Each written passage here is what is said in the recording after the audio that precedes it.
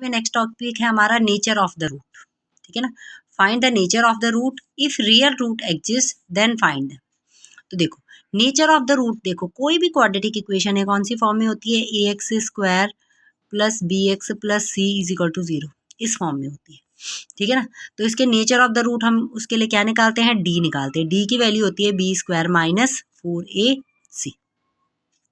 तो देखो अगर हमारा डी क्या आता है, ग्रेटर देन 0 आता है, ग्रेटर देन 0 का मतलब पॉजिटिव आता है, तो फिर होते हैं हमारे रियल एंड डिस्टिंक्ट रूट। कैसे रूट होते हैं, रियल एंड डिस्टिंक्ट रूट। अगर हमारा डी क्या होता है, इक्वल्स टू 0 होता है, फिर हमारे होते हैं रियल एंड इक्वल रूट।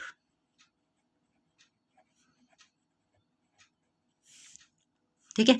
और थर्ड है कि अगर हमारा डी क्या है, लेस देन 0, लेस देन 0 का मतलब नेगेटिव, तो तब हमारे होते हैं इमेजिनरी रूट्स, इमेजिनरी रूट्स, ठीक है ना।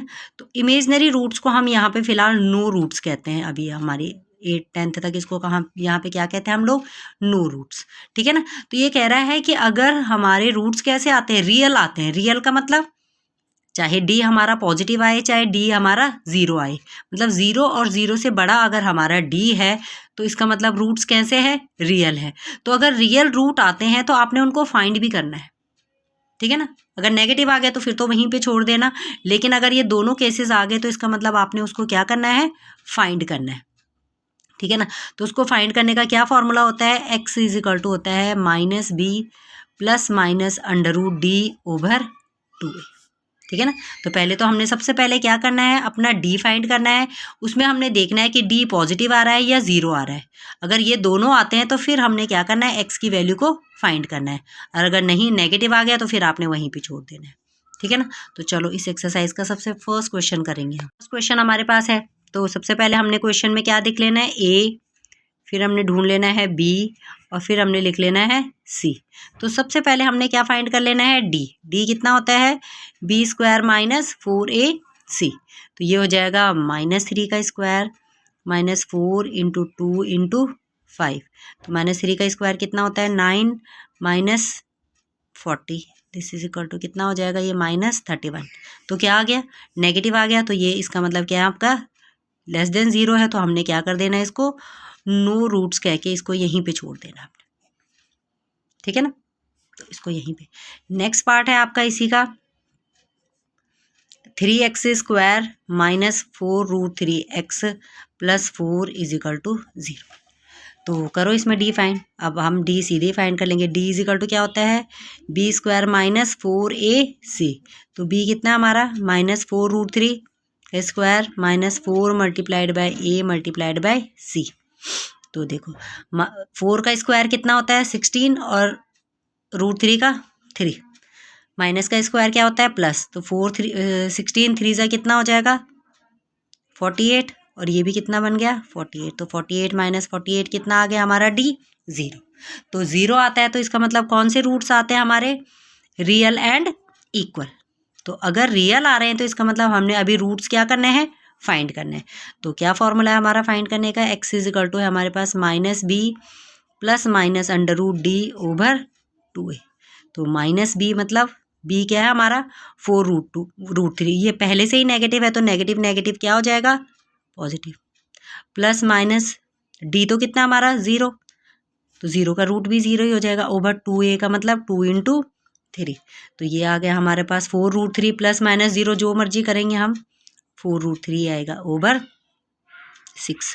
कटिंग हो रही है, 2 3 ज़ा 6, 2 2 ज़ा 4, तो कितना आ गया हमारे पास, 2 रूट 3 ओवर 3। तो इस तरह से हमारे जो दो जीरोस निकलेंगे क्वाड्रेटिक इक्वेशन के, वो दोनों के दोनों कौन से होंगे, दोनों के दोनों क्या होंगे, 2 under root 3 over 3 and 2 under root 3 over 3।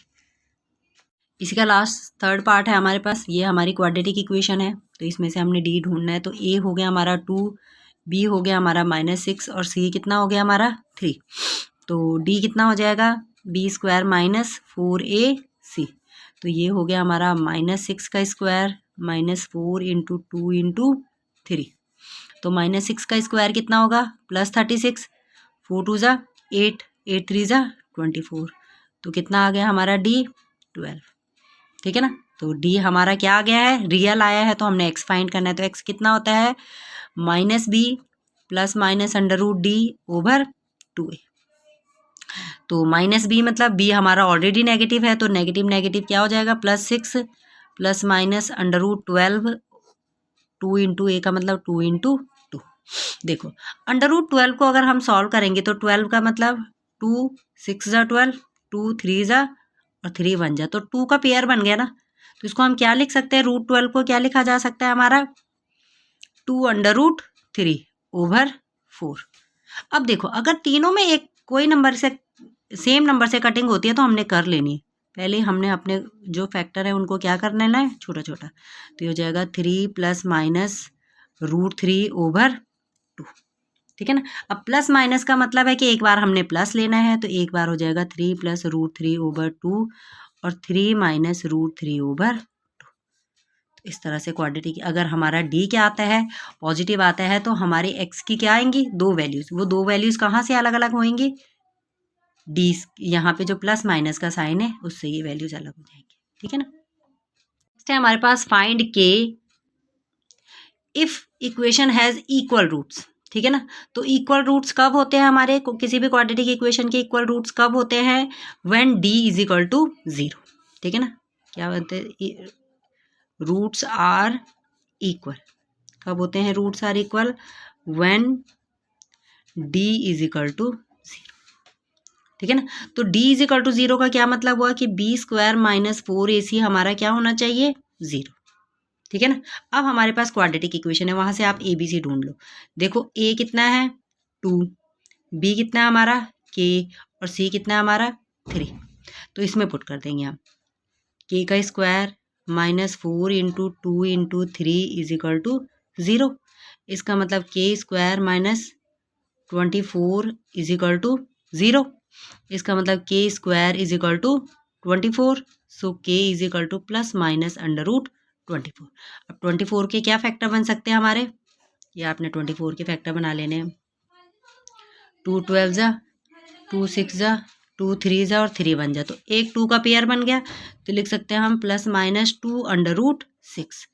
तो ये हमारे क्या आगे वैल्यू जो हमारे K की वैल्यूज है इस तरह से हम फाइंड कर सकते हैं, ठीक है ना। नेक्स्ट है हमारे पास find the value of K if the quadratic equation has equal 0।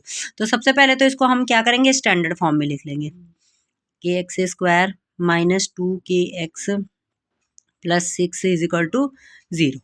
तो कितना हमने इसमें a ढूंढ लेना है, a हमारा कितना है इसमें k, b कितना है इसमें -2k और c कितना है हमारा इसमें 6, ठीक है ना। तो अब हम निकालेंगे d कितना होता है हमारा b स्क्वायर माइनस 4ac, ठीक है ना। तो इक्वल रूट्स है, इसका मतलब d इज इक्वल टू 0। तो इसका मतलब ये जो b स्क्वायर माइनस 4ac की वैल्यू है ये किसके इक्वल हो जाएगी, 0 के इक्वल। तो ये आ गया हमारा -2k का whole square minus 4 into a into c is equal to 0, ठीक है। तो ये बन गया 4k square minus 24k is equal to 0। फिर इसमें से जो कॉमन आ रहा है 4k कॉमन आ रहा है, तो ये हो गया k minus 6 is equal to 0। तो इससे क्या आ जाएगा, या तो k हमारा 0 आ गया, या हमारा k कितना आ गया 6। तो लिखो, लेकिन देखो अगर k 0 हो जाएगा तो ये जो हमारे क्वाड्रेटिक इक्वेशन है ये पॉसिबल ही नहीं है, ठीक है ना। क्योंकि अगर k ही 0 है तो एक्स स्क्वायर एग्जिस्ट ही नहीं करेगा। इसका मतलब k is not equal to 0, k क्या नहीं हो सकता है, 0 नहीं हो सकता। तो बचा हमारा k कितना 6। तो इसका मतलब k की वैल्यू कितनी होगी हमारे पास 6, ठीक है ना। तो इसमें k की एक ही वैल्यू आएगी, कौन सी वाली, k इज इक्वल टू 6।